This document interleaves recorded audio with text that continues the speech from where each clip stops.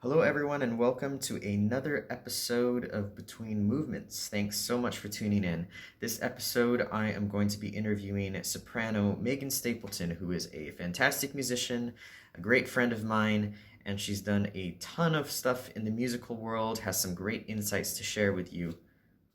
Megan has performed with the Boston Early Music Festival, the Ars Lyrica, Mercury Chamber Orchestra, Houston Bach Society, Ensemble Correnti, and Lumidia Music Works. She's the founding member of the chamber ensemble Houston Baroque, with whom she released the album My Soul Sees and Hears in 2016. She has also performed extensively in various children's programs with the Houston Grand Opera. She has done several operettas and Golden Age musical theater performances, performing 3 leading roles with Houston's Gilbert and Sullivan Society. Other credits include performances with the Kingwood Pops, Galveston Symphony Orchestra, Boston Opera Collaborative, and Boston Metro Opera. She holds degrees with honors from New England Conservatory and Sam Houston State University. She's currently a teaching fellow at the University of North Texas, where she's pursuing a Doctor of Musical Arts degree under the vocal guidance of Dr. Stephen F. Austin.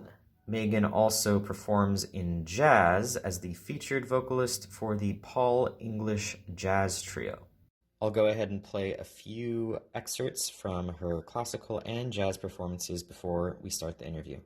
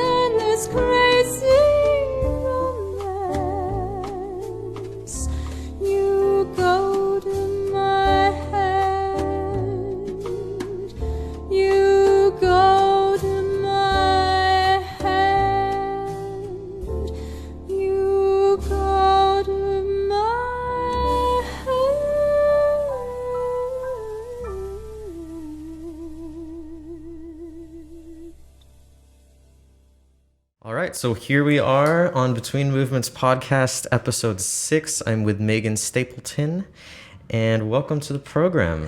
Thank you. I momentarily forgot we were videoing this, and I made a face. So. It's great. We have the tea and everything, yes. So we're good to go.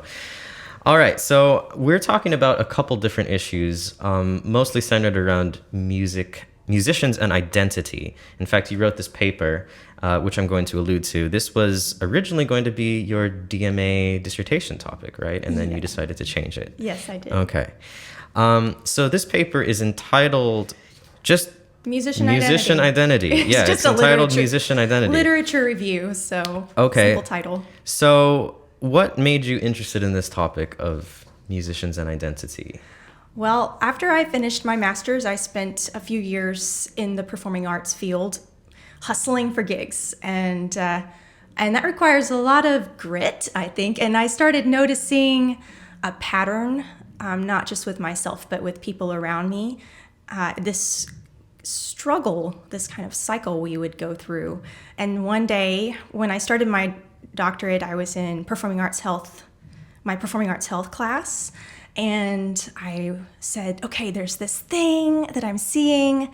What is it? And I went to the chalkboard and I drew this cyclical diagram. And I explained to my teacher, Dr. Chris Chesky, who's great. I said, okay, this is what I'm seeing. We go into these auditions, and singers especially, because of the Young Artist Program track, we audition, or at least apply to audition for 30 to 50 places a year on average. And we have to pay for these auditions, and then sometimes we don't even get auditions and they take our money, which is another topic.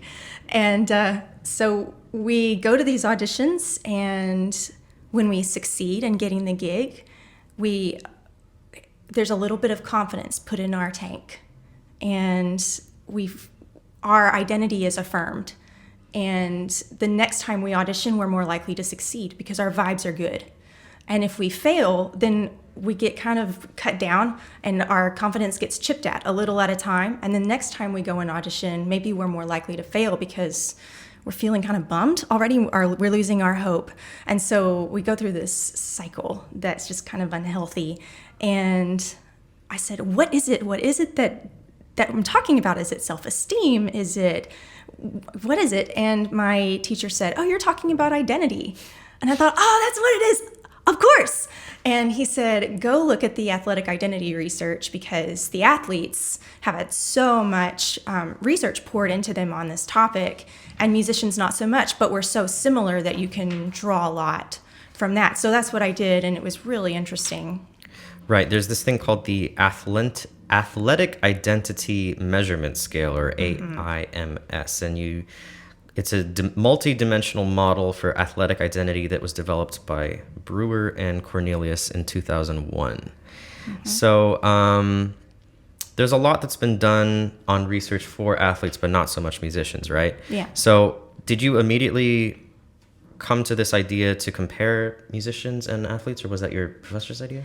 Yeah, I want to give him credit for leading me in that direction. Having been a former athlete myself, I already knew, that there were so many similarities between my life as an athlete and my life as a musician. And in the formation of my character, I thought, okay, I definitely have experienced the things that the athletes have experienced, both as an athlete and as a musician. And so there's so many correlations, because musicians share with athletes the competitive field, right? Yeah. We have to be competitive in both fields, and we have to practice all the time, and we have to be super aware of our bodies. Yes. In as far as we're using them to perform, right? So, and for singers, well, I mean, we all use our bodies, but for singers, your instrument is your body. Yeah. So you guys, I feel like, have it even harder, in the sense that if you're sick or you have a cold or something. I've played many gigs with colds, and I'm so envious. Yeah, we lose a lot of money when we get a cold, because we have to drop gigs. And that's not fun. And so this leads to this concept, which I'd never really heard of before, called identity foreclosure. Can you explain a little bit about that concept and what that means? Yeah, I love talking about identity foreclosure because it's so prominent in our lives as musicians in general. I'm just saying in general. But so identity foreclosure is the idea that we tend to focus on one identity. And as musicians, that identity is being a musician most of the time. And we do this at the expense of our other identities. We all have multiple roles that we play. I'm a singer and a runner and a writer and an aunt and a daughter, blah, blah, blah, and a friend. But unfortunately, I have been guilty of pouring all of my efforts into my identity as a musician, and that means I'm foreclosing the other identities. I'm not nurturing those identities. Those identities aren't growing. And so there's no balance in life. Right. Yeah, for sure. I realized that there's a little bit of a link with that, and I don't know if you're familiar with domain dominance, this idea. Yeah, so basically... I looked it up after you emailed me. Yeah, so it's the idea that you, as a musician, like you said, we focus so much of our energy on our craft. And the skills that we use there, we don't necessarily apply to other areas in our life. So, like if I'm learning a score, the attention to detail, looking at it as a whole versus...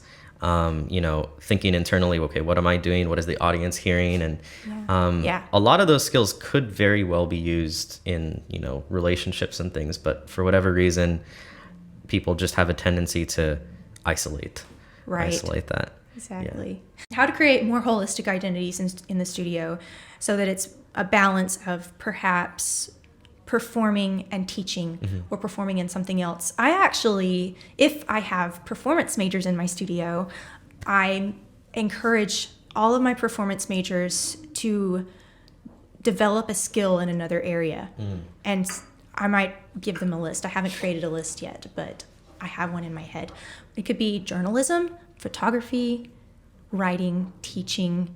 Not that most of these are as lucrative or any more lucrative than singing, but if you can piece them together, or something, business administration. Cooking for me was a big thing. Oh yeah. Yeah. But something that maybe they can make money doing. So, but you could go work in a restaurant. But something so that when they get out, I see.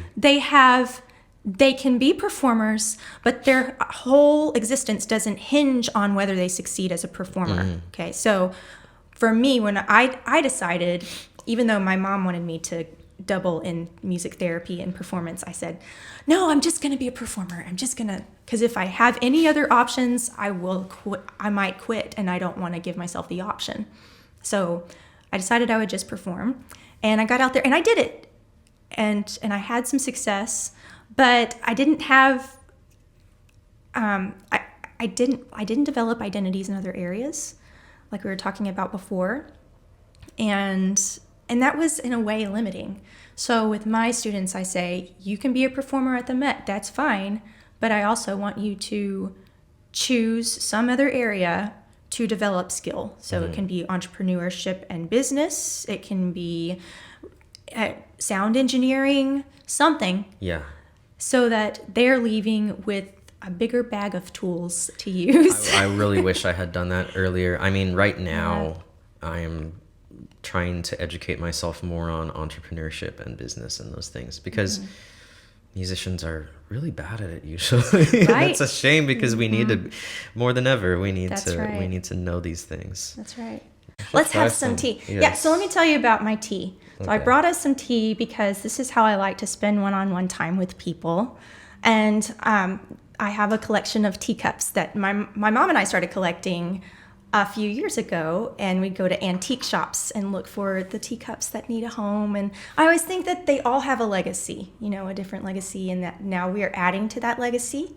And so you're adding to the legacy of this teacup right here, and I'm great. making a memory with you and this teacup. Great. What kind of tea is this? Well, I know that your favorite is chai, but I didn't have chai because I don't keep black tea in my house. Okay. And so this is pumpkin spice. And Nice. so hopefully it will be similar enough to chai tea that you will drink it. Okay. Yeah. Great. Cheers. Cheers.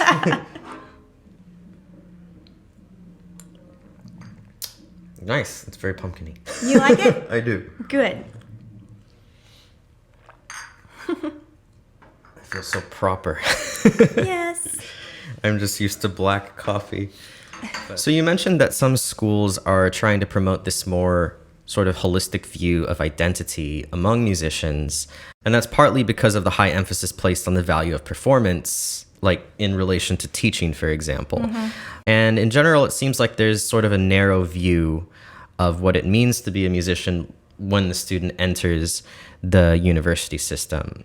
And so it's not really realistic that every music student will have a successful performance career. Right. We all kind of enter the system thinking, well, at least most performance majors, we kind of assume a lot of things. Like we're just going to enter, we're going to have this successful performance career, and that's the way it's going to be. But Yeah. I mean, statistically, that's just not the reality of things. Right. When you're 18 with your head in the clouds, you don't look at statistics. But how do you think schools could change that narrative and be a little more realistic and holistic about the approach? When I was researching and doing this literature review for Musician Identity, one of the studies I read suggested that the studio teachers have the most influence on the formation of identity in their musical students.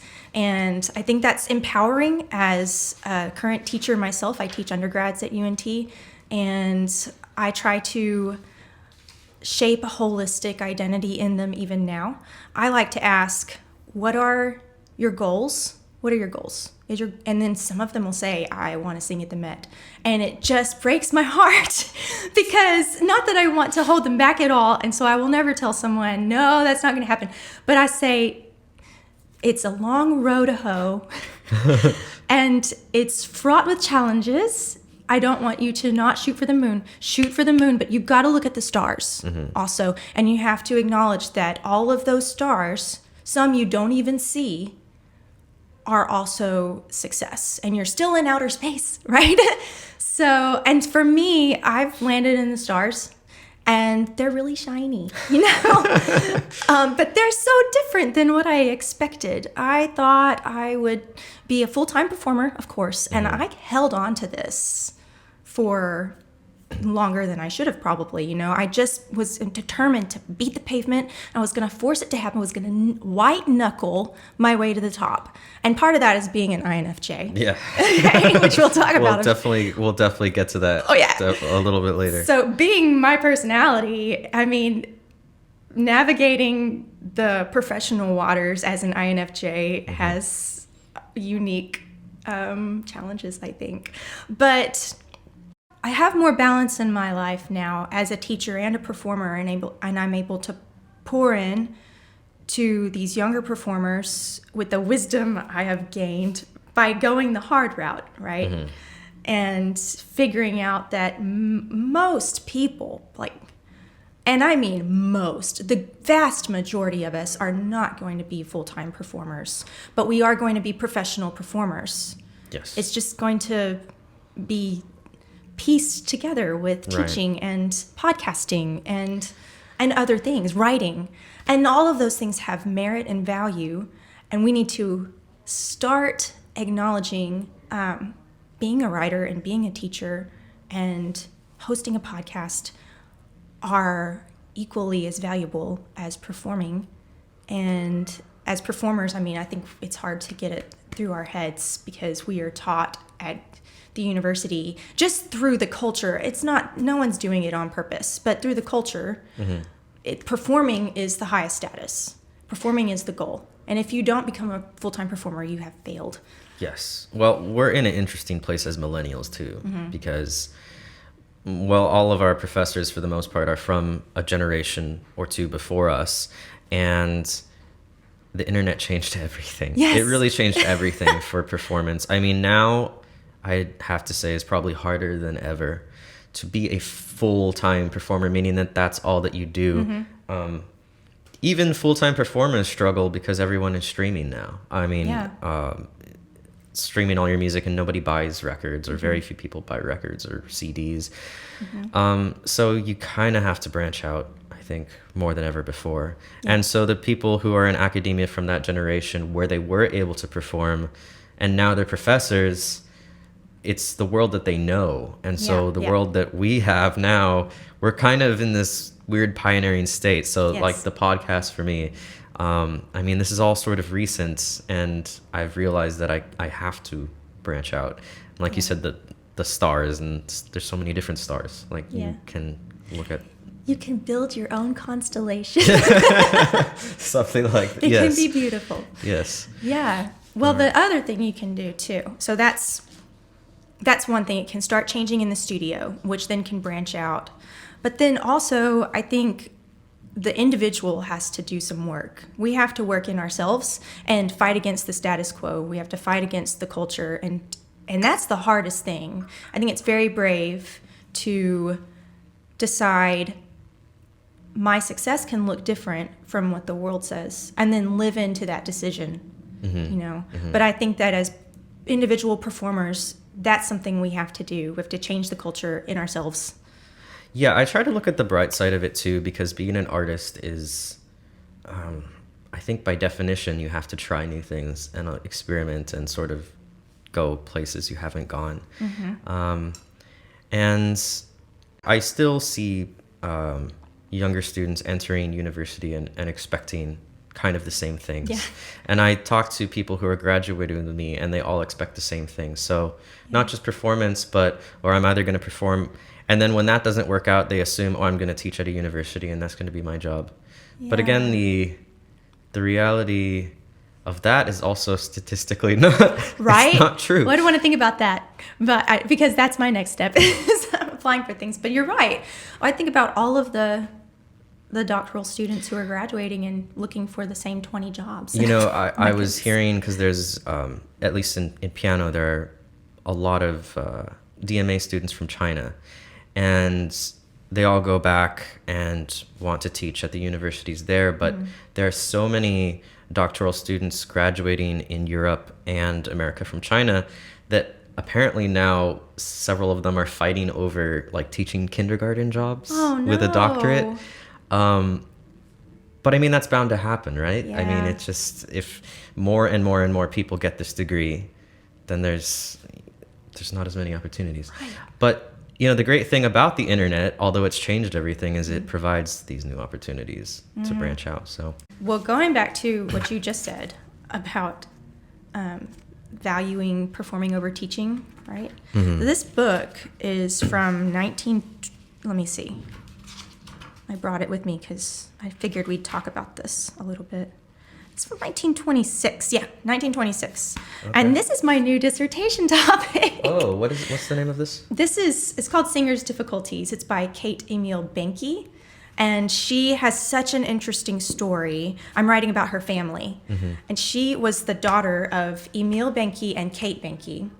And they were all voice teachers. Okay. And Kate Emil Benke was raised literally from the cradle. In fact, one of the articles says from the cradle to be a voice teacher. And her father set her on this path and created a curriculum for her. And she started training, I think, around age 10 and became an opera singer. He trained her to be a performer, but then also the only reason he trained her to be a performer was so that she would eventually teach. It was all because he said he didn't believe that you could teach someone to become a performer unless you had experienced some of it. But meanwhile, he was teaching her all about voice science and pedagogy. And so she was so successful and so well established in that field. But she says here, I confess I am horrified when, on inquiring of the majority of those who are studying singing what object they have in view, I am told, to be a public singer if I am good enough. And on asking, and if you are not good enough, to get the dejected reply in tones of deepest disgust, oh, then I suppose I shall have to teach. And she says, as long as this attitude exists, we cannot expect to get the teachers the art of singing needs and must have.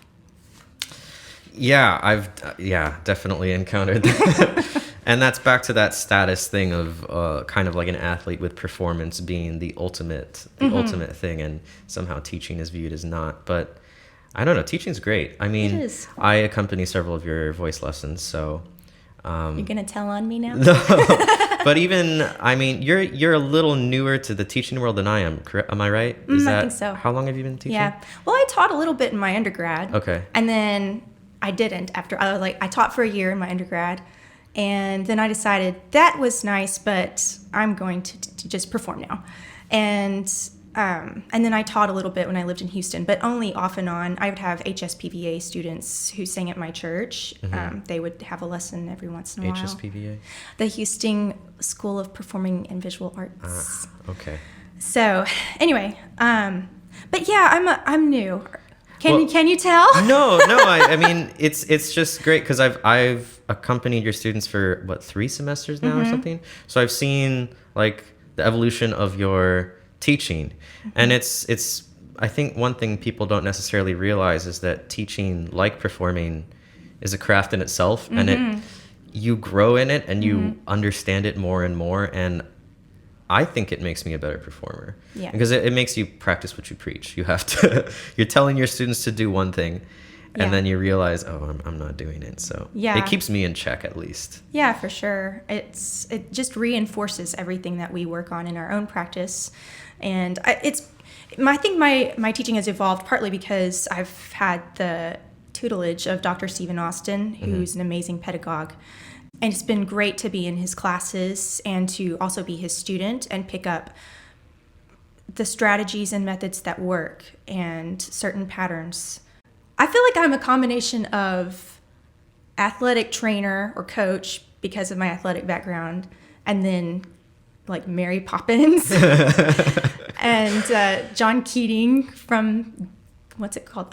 Dead Poets Society. Right. That's how I kind of feel or imagine myself in my role. But it is a journey, and I love it because we get to overanalyze, which we love, and we get to communicate and find the words that work for each person.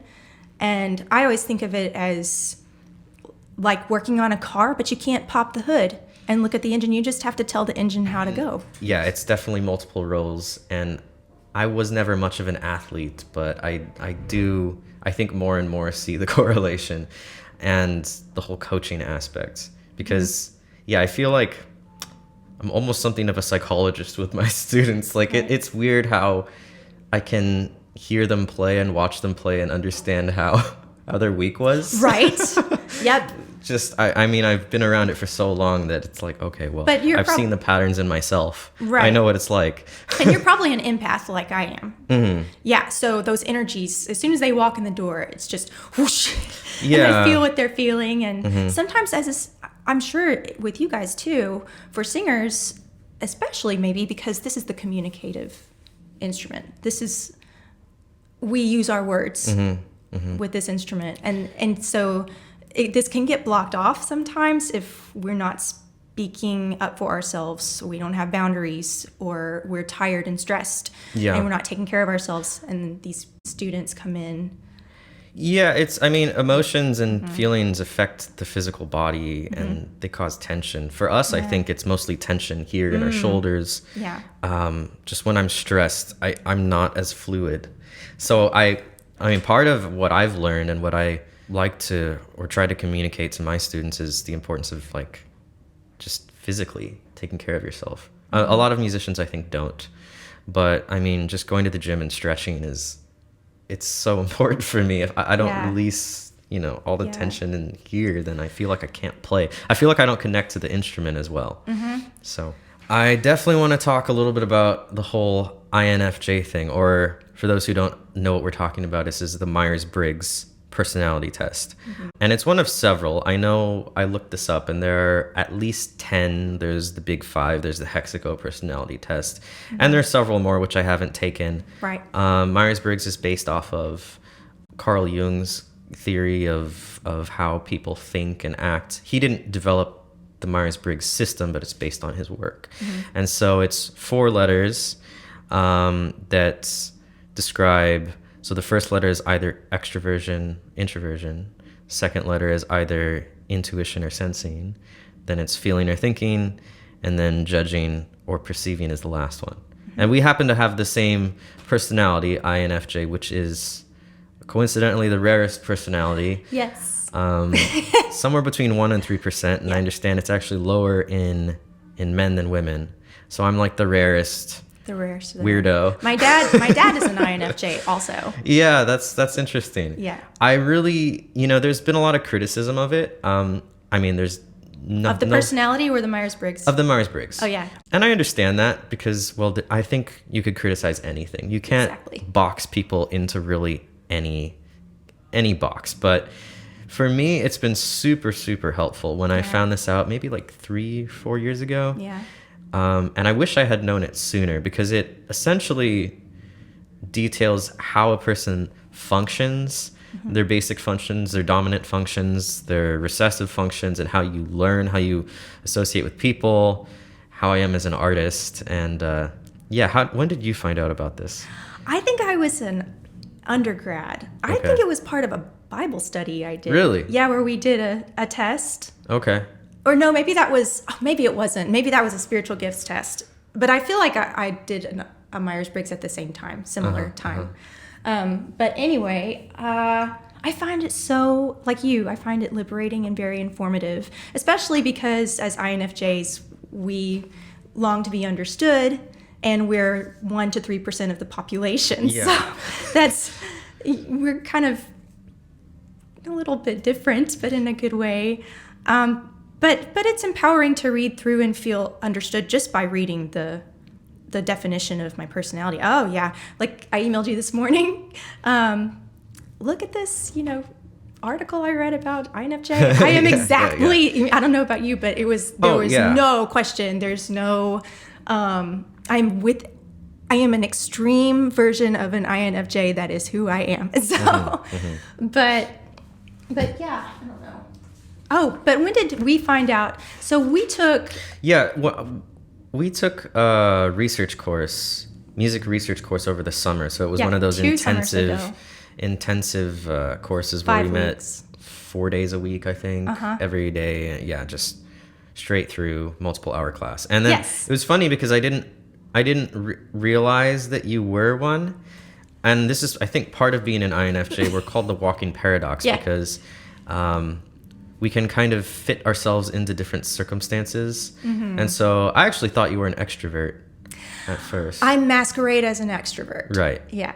Being a performer, that's easy. And it's not that I'm being fake. It's just I know when I need to give my energy, and I like to pour out. And also being in class, I love to participate and analyze and it's also that I think it's that tendency we like to have connection and be understood, and we like one-on-one deep conversations, and what better place than in a classroom to have a deep conversation. So especially a small classroom. It was like eight people, I think. Yeah. And I don't like dead silence. I don't like radio silence in a class. I can't stand it. I have to talk so that I can feel the silence and But I don't know. I remember you sat in the corner across from me, like way over there. And I had a feeling that we were kindred spirits. There was something, I was like, I thought to myself, that guy's going to be my friend. And then, of course, that's why, because I was getting your INFJ vibe. Yeah. And it's funny. We even think alike, I think. We do. I was texting you about the podcast because we hadn't talked about it for days, and literally I took out my phone and I was texting and you called about the podcast at the same exact moment. So it's kind of funny. Yeah. I think that, not just me, some of my friends who are other personalities on the Myers-Briggs, like one of my good friends is ENTJ. I have an ENFP friend. I have a ESTJ friend. And it's funny, they all looked it up, and all of them thought it was like the coolest thing when they found it out, and they were reading about themselves and how they learned. Yeah, I think it would be really helpful to incorporate those kinds of things. Oh, yeah. I think the Performing Arts Health Department is trying, they may have already done it, but they're trying to establish a really big survey for incoming freshmen to take, just to determine how so that the students, I guess, know how they operate. And I think a personality test is probably included in that. I wouldn't quote me on it, but I think, I mean, so much research has been put into it. And I've noticed on YouTube that there's like more and more and more content about these things being put out there on a daily basis. And there seems to be a growing audience for it. So, well, I will say that thinking about my INFJ personality has also been empowering as I go through some transitional identity work. When identity work happens, either you're trying to reestablish your current identity hierarchy, or you're doing transitional identity work to reorder the hierarchy of your roles. Okay, so when I started teaching, I realized I love performing and I'm never going to quit performing, and I still want to perform as much as possible. Okay. Yeah. Let's put that out there, all you directors who are looking to hire a soprano.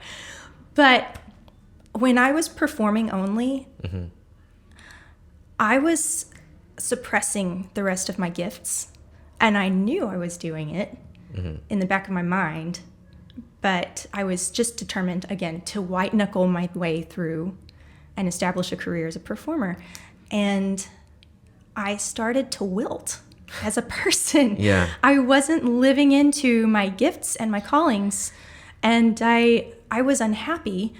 So I came to UNT to get the doctorate and start giving myself permission to consider a different kind of career path, maybe a differently balanced. I won't say better balanced, because there are people who are performing and doing great out there.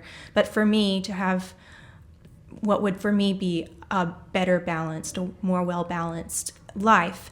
And when I started teaching, by the way, I was voted most likely to become a teacher in high school. It's in my yearbook. Okay. And I remember reading that and going, why?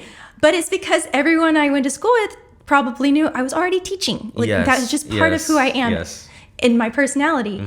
And so when I started teaching, I thought, oh man, I feel so good in this, and I love growing as a teacher, and I love seeing my students evolve as well. And there's just so much that's great about this.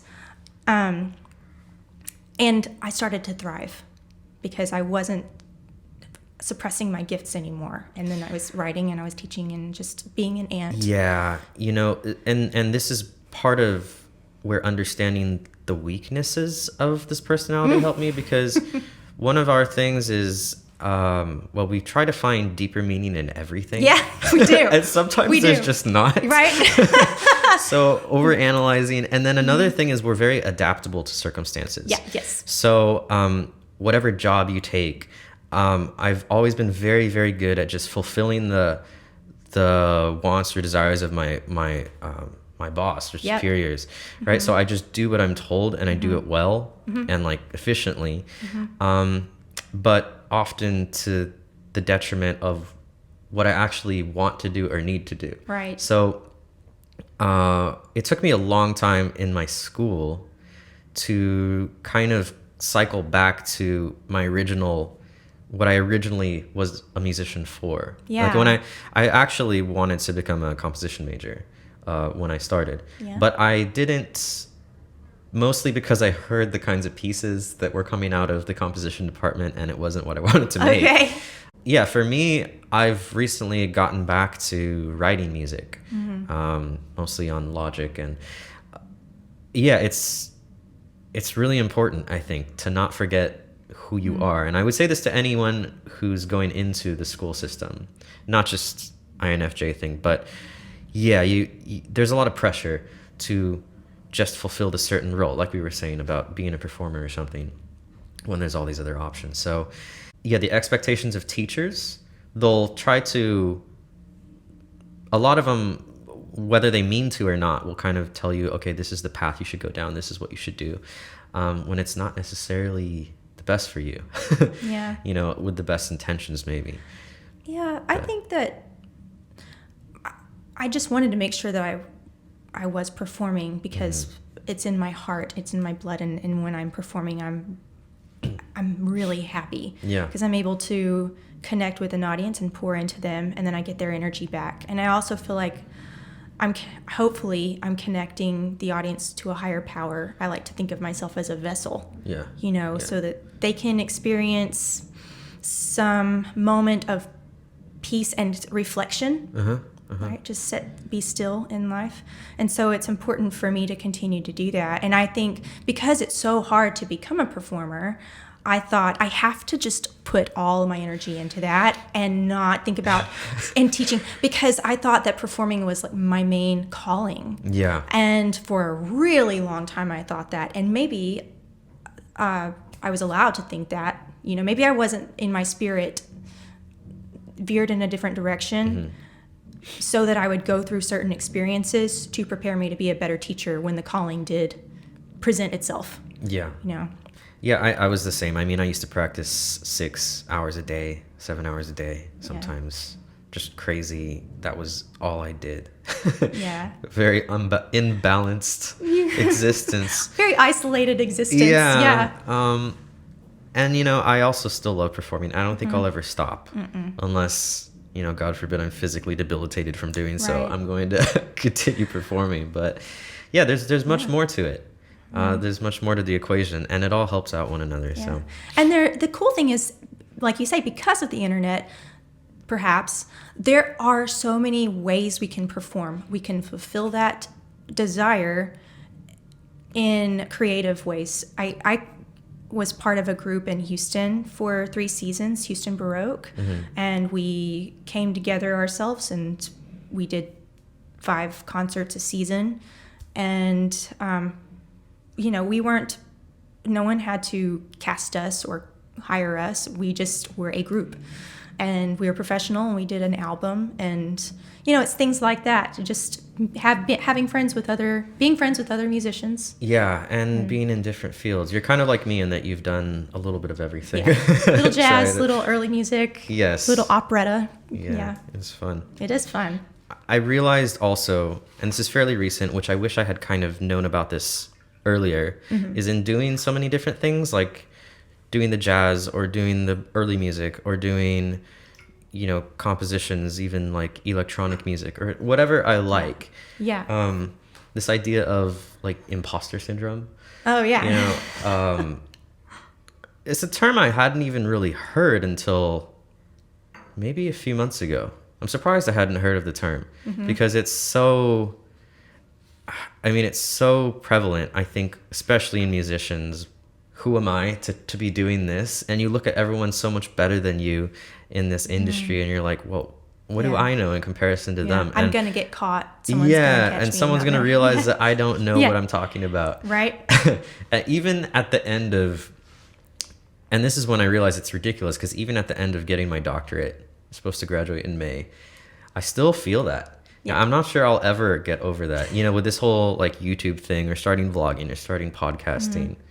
I'm like, what am I doing? Yeah. But I think realizing that's kind of normal and something that everyone faces, and just pushing past that has been like super important for me. Yeah. And just remembering that most of the time, well, especially as a teacher, the people who you are teaching they haven't been where you have been. And so there's always something to give, even if you're growing alongside the student. And as a performer, there's always room for growth. We know that, but the audience wants to see where we are now. They want to be a part of our journey. Yeah. And so sharing that journey, in whatever it is, and you're sharing your journey as a podcaster, yes, is the same thing. This is one of the actually kind of what inspired me to actually buckle down and do this stuff is I was watching a talk by this guy who's pretty famous, Gary Vee, and he was saying that when it comes to content and people posting content, everyone thinks, I need to come up with something. I need to come up with this idea or talk about something new. And he said a more effective strategy is to just document your life, your journey, what you're going through. Yes. And that made it so much easier for me to just start it, because I'm like, okay, I'm on this journey. I'm not where I want to be, but I'm trying to move forward and just kind of talk about that. And I think people relate to that more, because then it doesn't feel forced. It's more genuine. I had the privilege of seeing my dad speak at the Lions Club in our hometown recently. He's a Rotarian, but the Lions Club invited him to do this presentation. And it was so he did this presentation on his childhood experiences in Little League baseball. And he remembered so much detail about his experiences and the ways he grew as a person and the people he came across. And it was this beautiful story. And he presented it so eloquently, and there were tears in the audience. I cried. It was just this so impactful. And it was just a story about his childhood experiences as a baseball player. Yeah. And I thought, I said, Daddy, I don't think I can do anything as beautiful as that. Like, I don't know if I have a story like that in my heart. And he said, you do. You just have to reflect and just, it's there. Yeah. Right? And we have to sit down and and write it out, right? Yeah. A little at a time, and you I don't was- realize it's there. I was thinking about this the other day when, just a random train of thought, but when you play, or well, for your case, sing something, and people in the audience cry, I was thinking of that connection between emotion and music, and how, because a lot of the time when I'm playing, I'm so focused on what I'm doing. You have to be, because especially it's memorized and all this, and I'm not necessarily feeling it that deeply, but people do. And so I was thinking about it, but then I realized, but I have felt it, you know? Yeah. I wouldn't be doing this if I hadn't felt it. Yes. And like all this, I think what they're connecting to is that, again, the story of my life, like the struggle and the work I've put in and the sacrifice I've made for the music. Yeah. And it comes across in such a deep way that I don't necessarily need to manufacture anything. Right. It's just, it's there, like in the right moment. When it's Right. well prepared, it's there. Right, that's true. That's interesting. I feel like we could take that two different directions. I've heard before that method actors, maybe I'm wrong, y'all, thespians, forgive me, but that we're supposed to go all the way in rehearsal until we're just sobbing buckets of tears, right? If it's a sad role or whatever, go all the way in rehearsal, and then we pull it back just enough so that the audience can experience the emotion. Because if we experience all the emotion on stage, then it's just awkward. Yeah. You know, just pull it back just enough that we're still communicating fully, but we're leaving room for the audience to meet us. And I think when I perform, I'm such I'm micromanaging, and I'm thinking about technique, and everything has to be perfect, and every phrase is nuanced, and every ornament is just. Yeah. But at the expense of if it's at the expense of my communication, then it's in vain. Yeah, perfectionism is yes. the enemy of Yes. of art a lot of times. Right. So my teacher won't let me sing a phrase unless my soul is in it, and he knows immediately, and he'll say stop and do it again like you mean it, and then the voice just comes alive. The technique lines up in a way it wasn't before, even when it was technically proficient. Right? Yeah. Now it's fuller and more beautiful and resonant, and there's something soulful in it, right? So Yeah. we have to go there every time. Yes. Well, it's a lifestyle, right? It's a lifestyle, It's it's something to practice and get used to. Thank you guys so much for watching. Don't forget to like, subscribe, and comment with any questions. If you want to find more about Megan, where can they find you? You can find me at www.meganstapleton.com, or on Facebook, Megan Stapleton Soprano, or on Instagram, Megan Stapleton Soprano. All right. Thank you guys so much for watching. Bye!